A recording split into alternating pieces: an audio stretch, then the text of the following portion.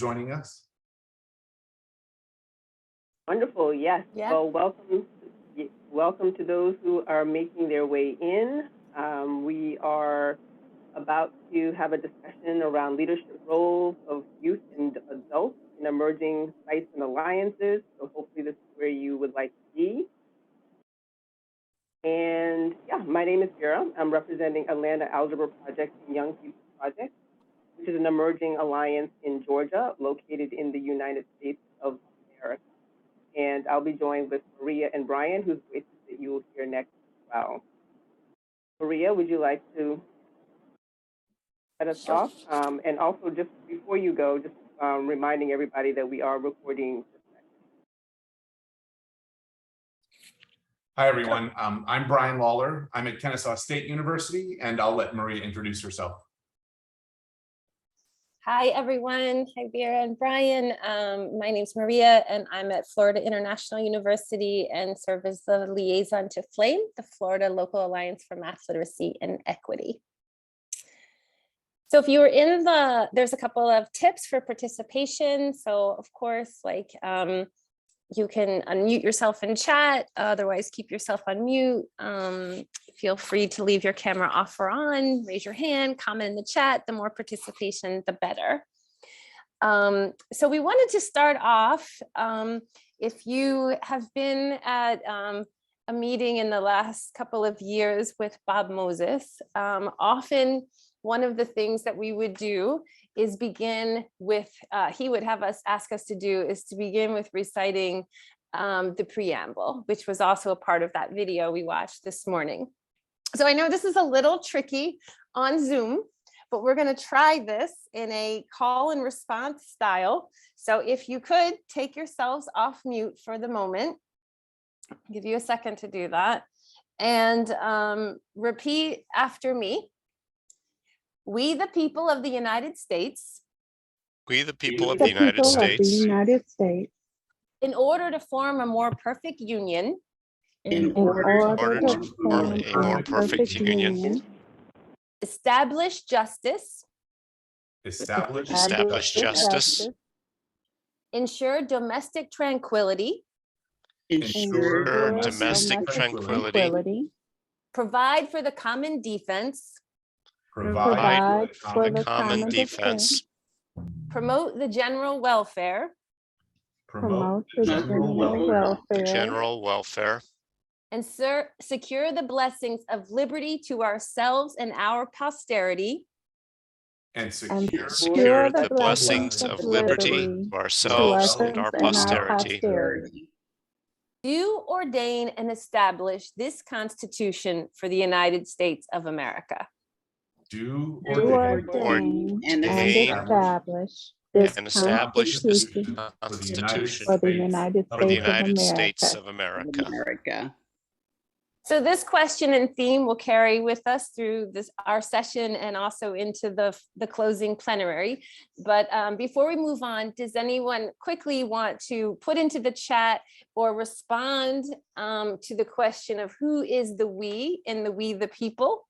And if you could throw a couple of ideas in the chat, if not, there will be time to return to this both at the end of our session and later this afternoon.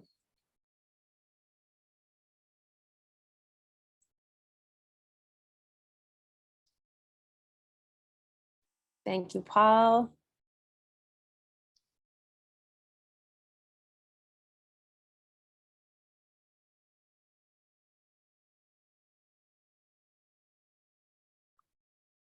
So in the chat, Paul wrote, "We is anyone living in the USA."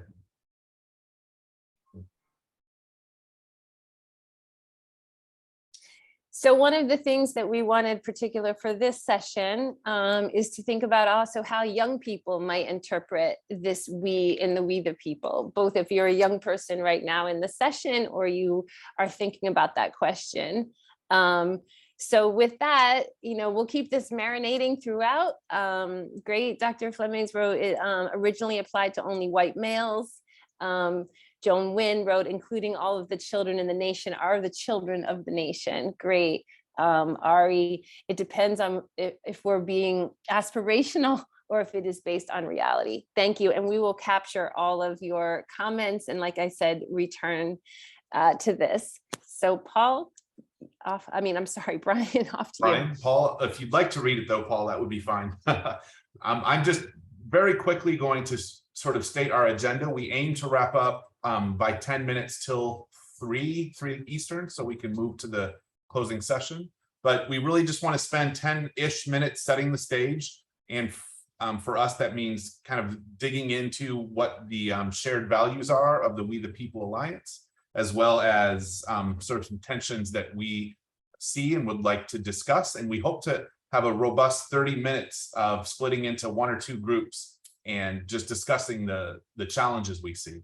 We'll have some time to report out and identify some personal action to close.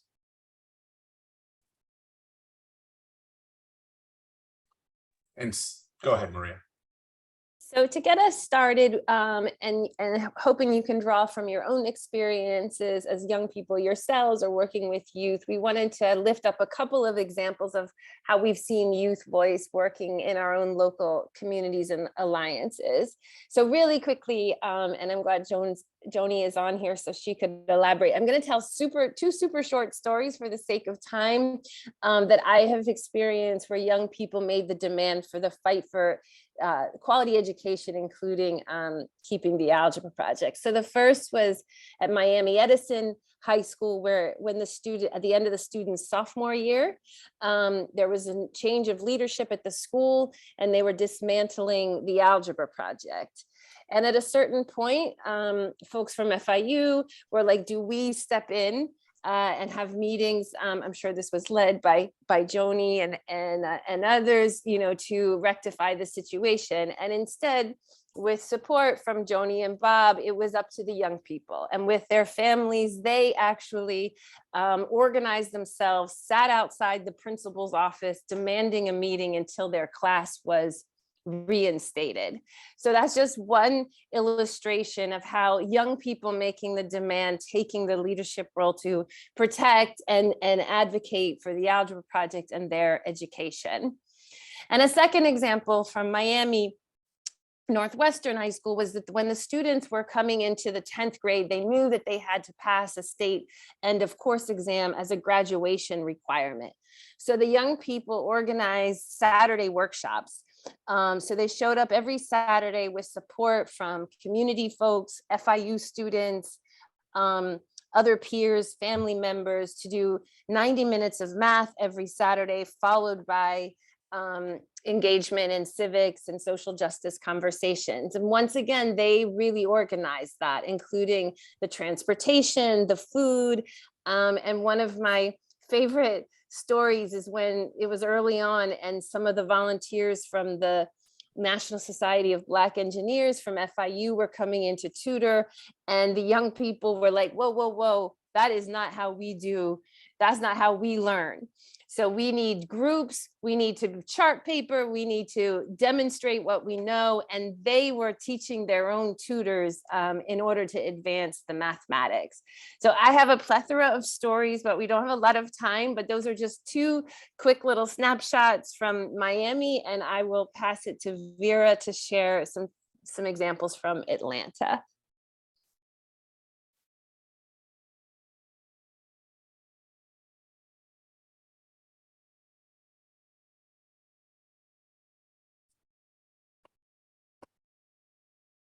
Vera, I wonder if you still hear us? Yes. You're on You our hear example me? from Atlanta. Oh, great. Yes. So thank you, Maria, for that. I'm just going to build on what you were saying. One example that I'll share is that we started working with the local school district, and we had 2 parts to the Algebra Project, Young People Project summer induction during the district summer school. YPP was coming in to for 2 weeks for paid flagway training and youth leadership development with the local high school and college students to become math literacy workers. And at the same time, Algebra Project was working with teachers and college classroom assistants with the Algebra Project curriculum for the duration of the summer school. So everyone, YPP and Algebra Project, were all working their part with the middle school students that were attending the summer school. So as the 2-week mark approached and the high school math literacy workers realized that the middle school students would be continuing and working through the rest of the summer school, the high schoolers during the circle up basically talked to the YPP staff and personnel, and they insisted and asserted that having established this relationship with the middle school students, they wanted to start to finish what they had started. And so they wanted to commit to the middle school students all the way through the summer school, even though they had initially only been asked to attend for the first 2 weeks. So that's what happened. 18 out of the 21 high schoolers made that commitment to continue along with the college math literacy workers, and we all stayed and worked all the way for the full summer induction in summer school. And I think those are some of the examples around that demand for consistency and showing up and support that they felt in the relationships that they had developed even in that short period of time, their responsibility to each other and to the work. And so these examples of youth voice, have youth being included in the people, as I think several of us alluded to in comments. I think many of us are attracted to the Alliance because of this potential and the value we know is present in youth voice. And what I personally have found a current challenge for me is to notice like these magical examples of where youth do put their voice out there. And I say magical in the sense of that's not the systems that they're part of expect of them. So it doesn't happen all that often. And I am becoming very curious as to what role can adults in the community have to make opportunities for that youth voice to emerge. And I'd like to go so far as to cause that youth voice to emerge. And I don't think that's necessarily the right question, but ultimately the question is about what role can adults play in this creating space for youth voice to emerge.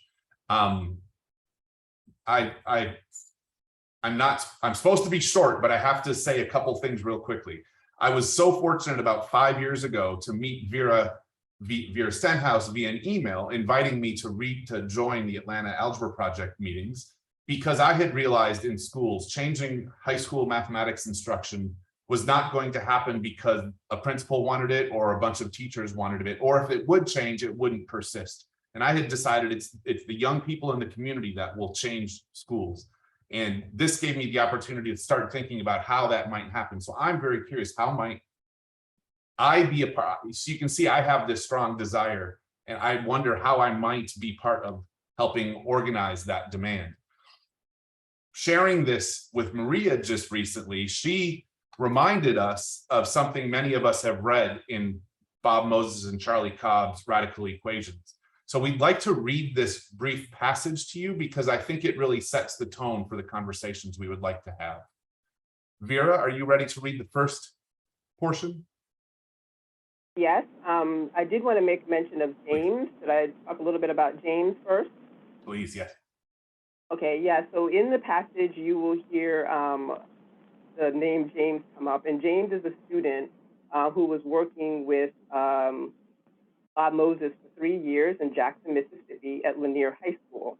And one day, James surprised Bob Moses by asking him to take he and his classmates out to lunch after years of not necessarily asking for anything in the classroom from that experience. So let's just hold on to that as we read the passage. I will begin.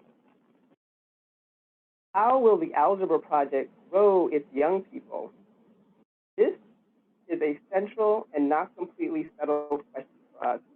Part of the answer is that you need older people who are in constant enough contact with a small group of young people that you can develop a real relationship that can move young people, penetrate their cultural barriers, and become a relationship that can help them grow. In our targeted population, this requires contact over time and contact outside of school. Trust has to anchor these relationships. the belief that a grown-up person is not going to disappear in one way or the other. A kid like James might put it as a kind of security in the knowledge that you will be there when I need to reach out. I think generating this kind of security is critical to populations of young people who have been hurt in different ways in their basic relationships with adults. And clearly, this is not something that is achieved by building up a central bureaucratic staff. So I asked myself, how do we create these kind of niches within the project? How does the project develop a critical mass, a critical network of such relationships? It seems to be this last question that, or this last sort of articulation of the question that Bob says, how will, or initially he says, how will the Algebra Project grow its young people? And he suggests it's by generating a kind of security, a trust that anchors relationships and a rich network. So that led me to a few questions around that. In essence, the first question to me is that it? Is it just generating these anchoring relationships? Is that, and then just let things go, a sort of laissez-faire approach? And I think not. So to emphasize, there's some questions here that suggest there's tensions even within the question. And thinking about my intentions or our actions as adults, when might those actions or intentions even undermine this goal of generating the trust or youth leadership? So for example, how and when do we let go of what we want to happen as the adult? How and when do we see the young people having a goal or an idea and a path and possibly attempt to nudge the young people to consider an alternative path? What I put in this slide, a better path, because that's my judgment, or even that it's a different path is my judgment in there. And when maybe we see an opportunity, how or when do we encourage action? How do we encourage youth to pursue this action? I'd like to, we're going to move into discussion forum, and Maria is going to launch us into that. And Maria, I know you will emphasize this, but I also want to emphasize that we have a wonderfully broad range of expertise and experiences and ages with our group. And I think that is going to be something very beneficial to our conversations today. Yeah, great. Thanks, Brian. So I think we'll get into two groups because we have a fairly small collective here. And so you could take a picture of this, but step one is for you to, as Brian said, kind of when, if ever, have you experienced such a tension? How did you respond? What were some of the outcomes? And then as a small group, give feedback to each other. So what we'd like, take a couple of minutes to reflect. Then each person in the small group share before you engage in a dialogue. And then if you could record some insights to bring back to the whole group. And then secondly, if there's time, we'd like you to collectively write guidelines for, quote, adults working to grow young people. So note the challenges to implementation of these guidelines, what might be strategies to sort of keep ourselves in check. So we're hoping there's time for step one and step two. If not, we'll end up doing step two a little bit more collectively. And as in the typical Algebra Project fashion, if one group could kind of record to the team slide, which you'll have access to, if another person could make sure that all voices are heard, and a third person be ready to report back to the whole group. Any questions on that before we break into the groups?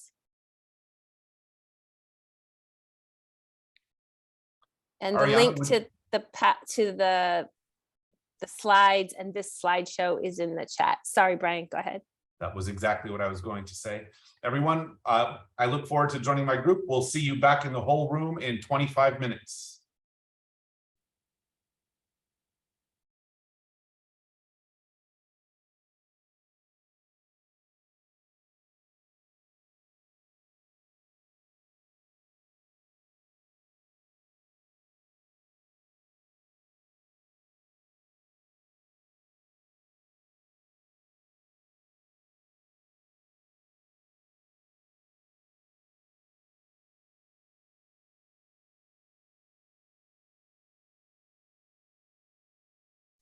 Ryan, you only have 3 and 2. Should I go over there? Yeah, I think somebody might have left. Okay. But yeah, I'll move you. Okay, cool.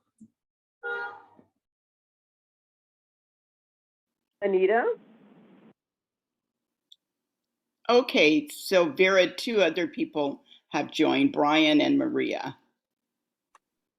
So there's 4 of us now. 4 of us. Yeah. I am happy to record notes as we talk.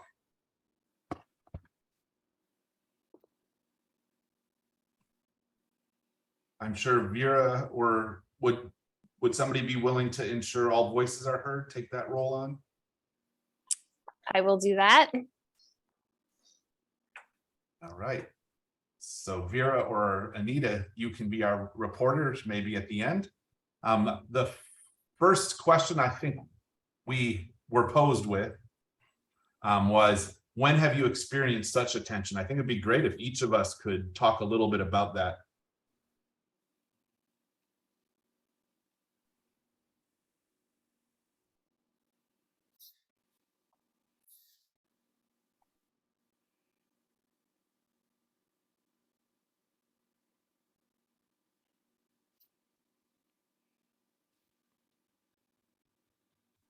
Making sure no one's got stranded in the main room. I think I'm very happy to start. In the Atlanta area, I have been working closely with the school district, Clayton County Schools, and try to do a short history so there's some context. About 3 years ago, I sort of was promoting the idea of Flagway as an opportunity for young people to become all the parts of Flagway opportunities, right? Some youth leadership, some of the math remediation, some of the beginning to build that community.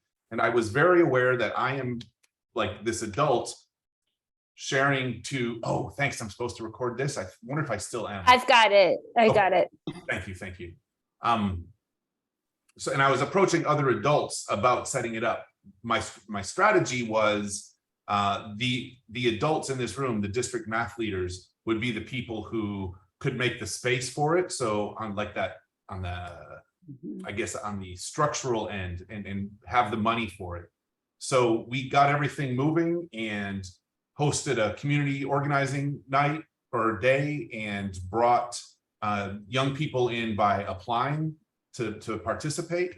It wasn't like everything wasn't perfect YPP, but it got a lot of young people involved in the activities of Flagway and so on. That's when COVID hit.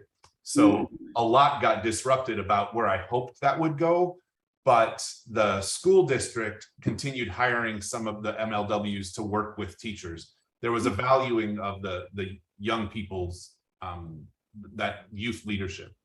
After 2-ish years, some of the young people decided that they would like to create sort of a small organization of themselves, and I nudged for that to happen as well. And the idea was that they might create sort of more opportunities for income, recruit more MLWs and so on. And there was a lot of great ideas. I think we got like a proposal to one middle school, and the principal just never followed up on it. So I'm kind of saying like there was a lot of me nudging and some young people starting to take some lead. And I'm curious, I'm hoping that will continue to go, but also there's this interesting cycle that our MLWs are really only present for 2-ish years before they move on out of the community to go to college or sort of stay in the community, but it might not be in school. So along those lines, I was always trying to balance, like, how much does Brian keep nudging the young people to start, instead of working for the school district, I wanted to start seeing themselves as contracting with the school district and offering their services. but I don't think it's nothing terrible. It's just we're in the middle of it. It's where it is, I guess. Mhm. So Brian, did the funding come from the school district? Yeah, yes. We in several different ways, the school district paid the MLWs for training and for their hours. How did you recruit young learners? Was there money available for them, some type of stipend for participating? For the MLWs? No, for the student learners. One of the structures we've used for each of the past 3 summers is the district runs summer camps. Okay. So the young people did not get paid, but they had busing and meals, sort of a traditional summer school program. And then during the year, a lot of the work the MLWs did was working with teachers to teach them how to teach and write like lessons together. And they participated some in sort of some after school remediation. You remember how during COVID that was like a big issue. So yeah, I think like as far as outcomes, kind of looking back at the series of questions, I mean, there is a group of MLWs who embrace the work. I think only a small number are in this leadership crew, and I don't know that a voice is out there quite yet where they're demanding. So I guess it's kind of, I wonder where we'll go next. Okay, I have another question. You may have said this, I just didn't process it, I guess. Mm-hmm. So how did you get the MLWs? So the school leader posted an email to every high school student in the district if they were interested, and she was swamped with applications like within a half an hour, and immediately we can see the problem with that is it might not be exactly targeting the young people we'd like to be working as MLWs. It was targeting kids who respond to email quickly. Mm-hmm. Right. I was just in a meeting here in Des Moines and with young people who say they don't check emails. Right. I mean, like we should have advertised through TikTok, I think. Maybe. Yeah, TikTok, Instagram. So what, did your conversation go further about that recruitment of your MLWs? We weren't here when I was working with the students here. We were not. It wasn't about MLWs, but it was about how to connect with kids. And they said it comes from teachers. It's face to face. They want a teacher to. If a teacher reaches out to them personally, it means something, and so they value that kind of connection with their teachers.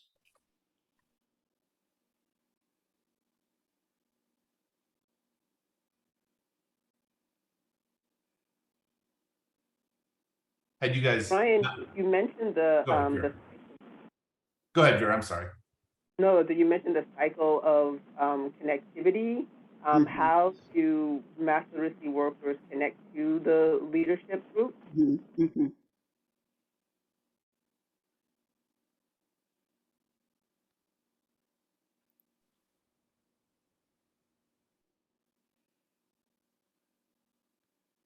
Vera, would you restate that? I thought maybe I heard a question. Yes, you were just mentioning the cyclical nature of YPP mass literacy workers, and so there's an entity that is focused on the leadership pieces that you mentioned. How do the subsequent MLWs learn about and how do they learn about this particular space that's being generated? Learn about the leadership elements? The group. Which group, Vera? I thought you mentioned that there's a group of mass literacy workers that are established, a leadership group that would then work on different ways of maybe contracting with the district, et cetera, et cetera. Right. Did I miss? Right, so I was just asking, yeah, and how do other, how do other MLWs learn about the group? Right. So I don't have great answers for that yet, because that group really had most of its activity during the fall of 2021. And at the same time, there was very little math literacy worker activity in the school district. And then as the activities picked up in the school district, that group met less frequently, or at least they didn't meet in the formal way that they were in the fall. I think they were working together, collaborating together, but I wasn't privy to those conversations. So it's probably part of my answer is I'm sure they stayed in communication, but I don't know exactly where that was going. And now 3 of them are high school graduates. One's helping to run this conference, Anna Najai. And yeah, the 4th is becoming a senior. And he's been active in the MLWs. So I think about him and I wonder how might I help him find his voice among his peer MLWs to sort of move the conversation toward one of organizing instead of just being an employee. Did Anna graduate? She's absolutely awesome.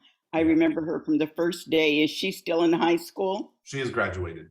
She's graduated. Just 2 months ago or a month ago. That's what I thought.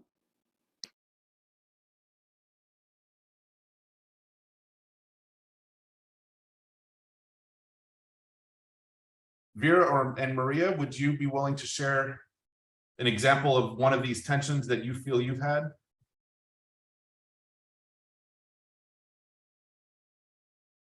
Sure, I can go next.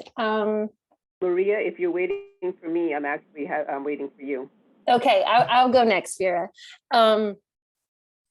Yeah, I'm just kind of reflecting on all the years.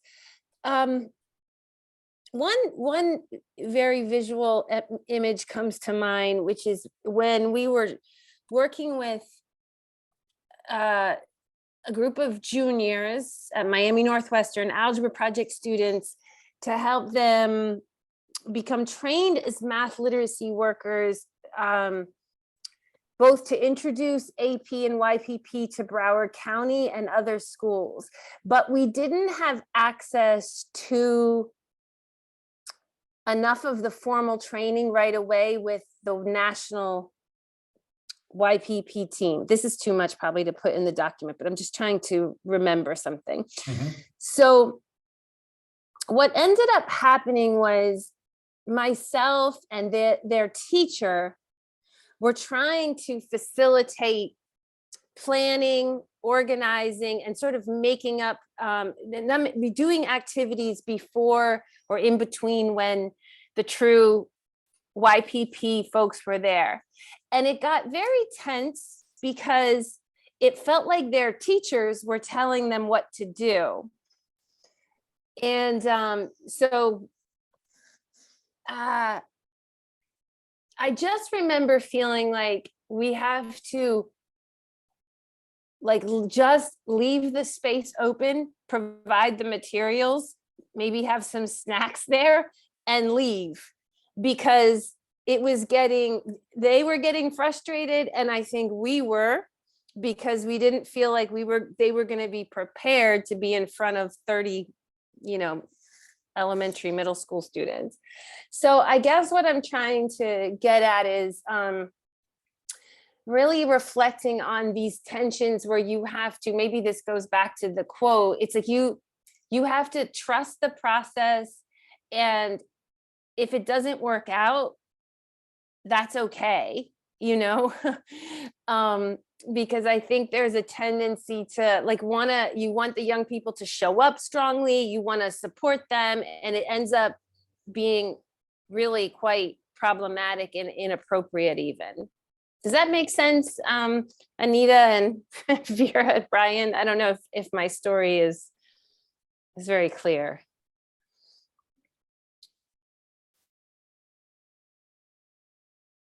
Oh, you're on mute, Anita.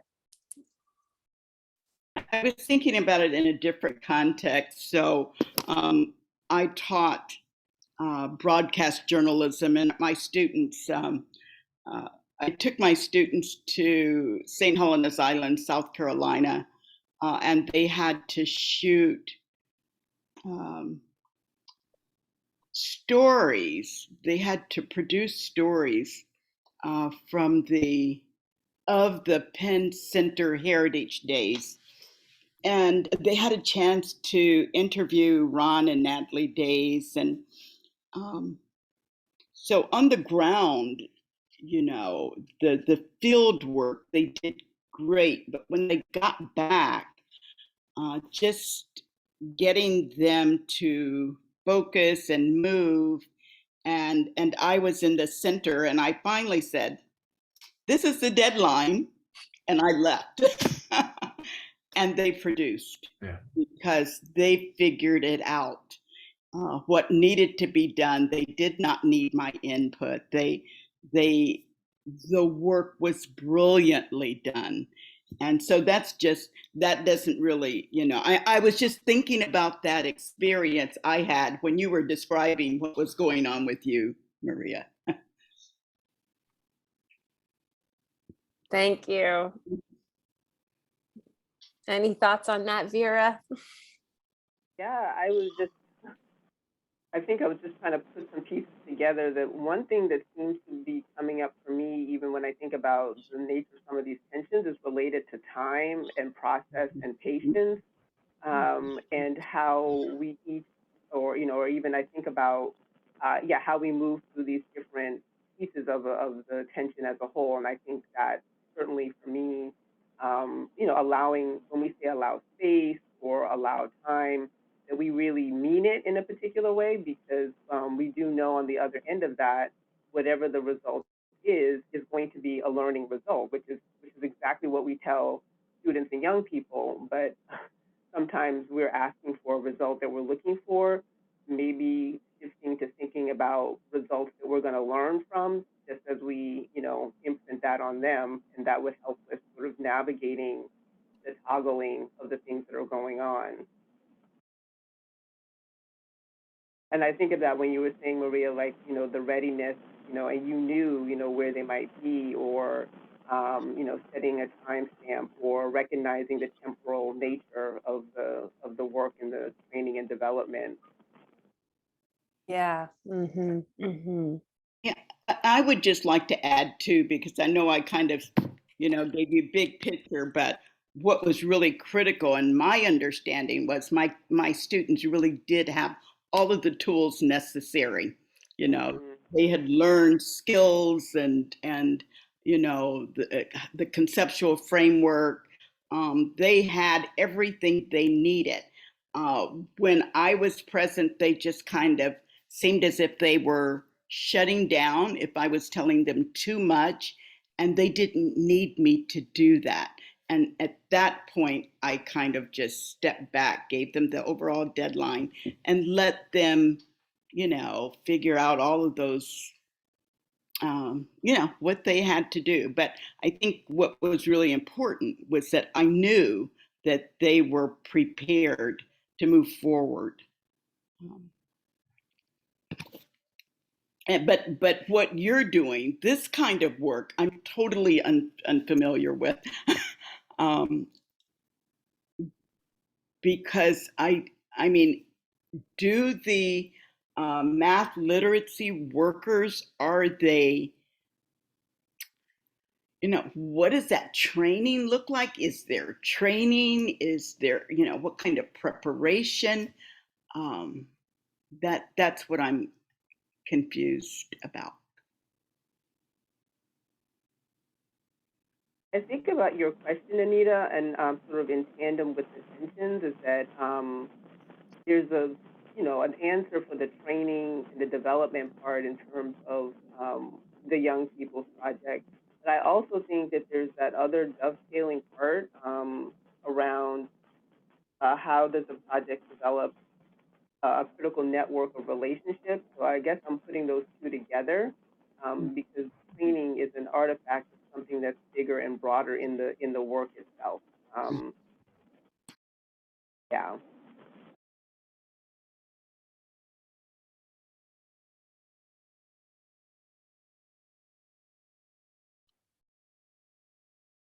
I'm watching time, and I'm also very curious to think about just what I titled in this slide, guidelines for adults working with young people. I don't know if that's a description we're all happy with, happy to change it.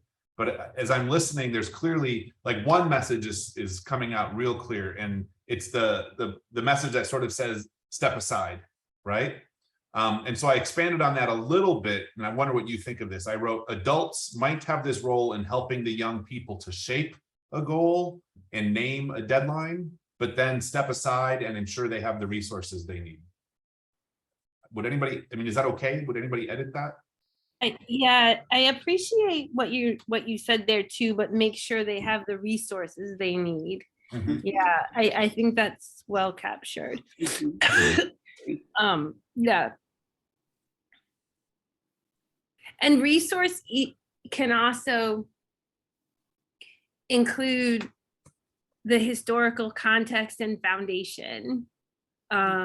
Maybe I'm getting into another, I don't know, area when we think about the role of adults and youth, but over the years, I've also found it really important and useful for the young people to history and legacy of the Algebra Project and how it's civil rights movement, SNCC, in the sharecropping.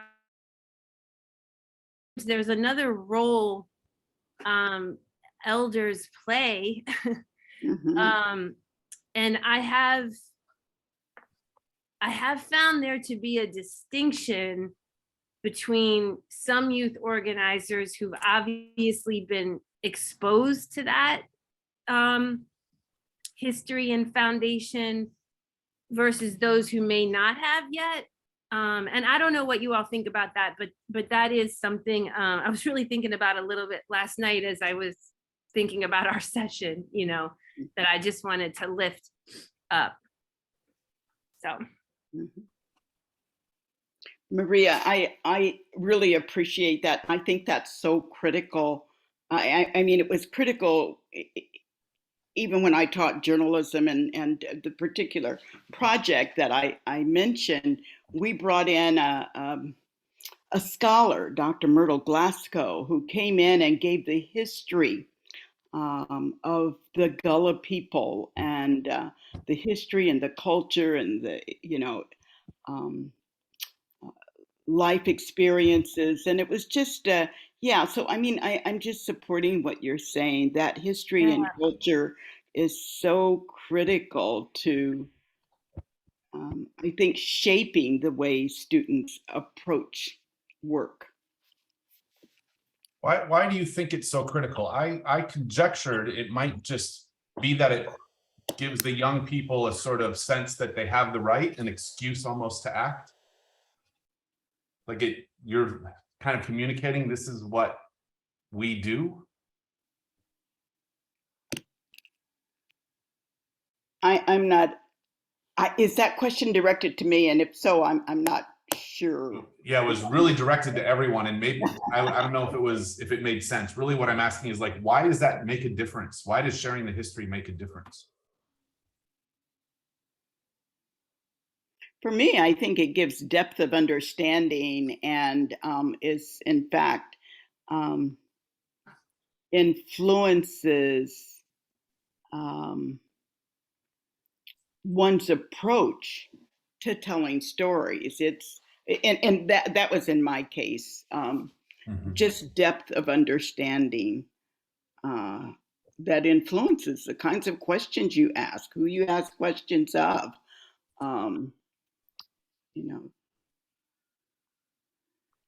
Yeah, I mean, I guess I would just say from my own learning, especially over the 15 years, is that like they're a part of it, of a freedom liberation movement that, as Bob would say, the civil rights movement started 400 years ago when the first enslaved Africans stepped off the ship. Like you're a part of that. We're out of time, and this is probably a much bigger conversation. I would love. Hope it was good time spent in dialogue. We're coming off of a good one, just feel like we're warming up for sure. Is everybody back? And maybe I can ask if we're ready to take 1 minute each group to report out, maybe what a common thread was in the conversation, maybe responding to the guidelines or anything that you were able to produce from the conversation. And I will time the report out just to make sure that we just give a balance of opportunity for everybody before we close out. I don't know the names of the persons in the other group. If somebody would support me in naming that other group or somebody volunteer to go. I'm assuming the other group meant Zayani, Sita, Ariana, and Paul. Is that accurate? That is accurate. Okay. Sita, Zayani, or Ariana? Would any of you wish to speak? I see the slides up there and do a report out.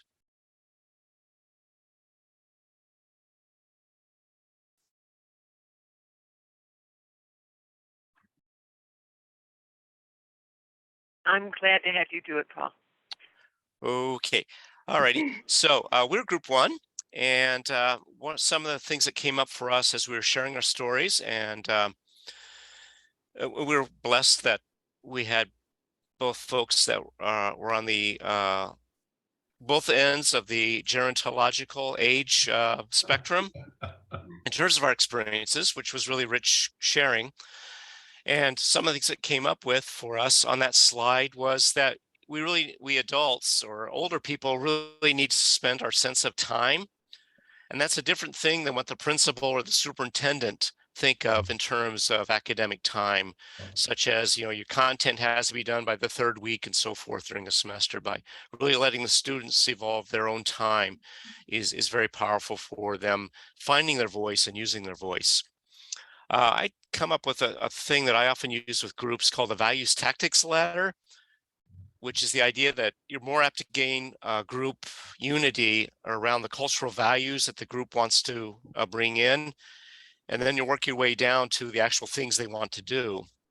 But as I was describing it, I then realized, well, that's my notion as an older person with certain experiences in my individual life. Maybe we should discard any notions of process or expectations. And so Ariana was able to share with us a lot of the work that she's been doing as a math literacy worker with YPP. And some of the important elements they bring into things is a conversation at all times about what's been going well, what's not been going well, what should be changed next time around, and what would you want to hold on to next time around. And always giving time for the people to decide what they want to say. Against that notion that, okay, 7 seconds of silence is too much. No, suspend that sense of time, let it go organically. They do use guidelines, though, such as always have an introduction and a debrief. That does involve some planning, but the math literacy workers have always been encouraged to adapt as the group needs. So I took that away as something that's I want to remember, the ability to adapt. Certainly an overall value of aiming to engage everyone. And some of the guidelines included fun icebreaker games. And Sita was able to give us also the importance of building a sense of peers within the group so that they can plan their own icebreaker from the get-go. So that's what our group came up with in our short time together. And thanks to my teammates, that was very rich. That, Paul, and I really appreciate the time notation because it's always counterproductive. I always have to kind of monitor that for myself. Ryan, would you do the report out for our group? Or summarize it as we're leaving? That was great. Yes, I'm happy to. And I'm watching time, so I'm going to be really quite brief. We had a fantastic opportunity to share experiences working with young people, and there was a common theme really came up. Maybe two common themes. One was related to that time, and I really appreciated how the other group named it "Suspend Your Sense of Time" or something along those lines. But the other one was very related, and that was sort of whenever we often catch ourselves with thinking about the way something should be done, or maybe wanting to ensure that the young people have we might need to teach them something. And in essence, we learned, I think we all reflected on just making sure that a goal, like the young people have decided on a clear goal and that there's a deadline set, then we can just step aside and make sure that they have the necessary resources. And without a fail ever, our young people have always, risen to accomplish great things with that. So that was sort of our first guideline, which led us into a second question. The resources might include a knowledge of the historical context. So we feel like another role for adults working with young people is to inform them, teach them about the history and legacy of AP and YPP, grounded in the era of the civil rights, SNCC, and so on. I'm just going to stop there because I know we're tight on time.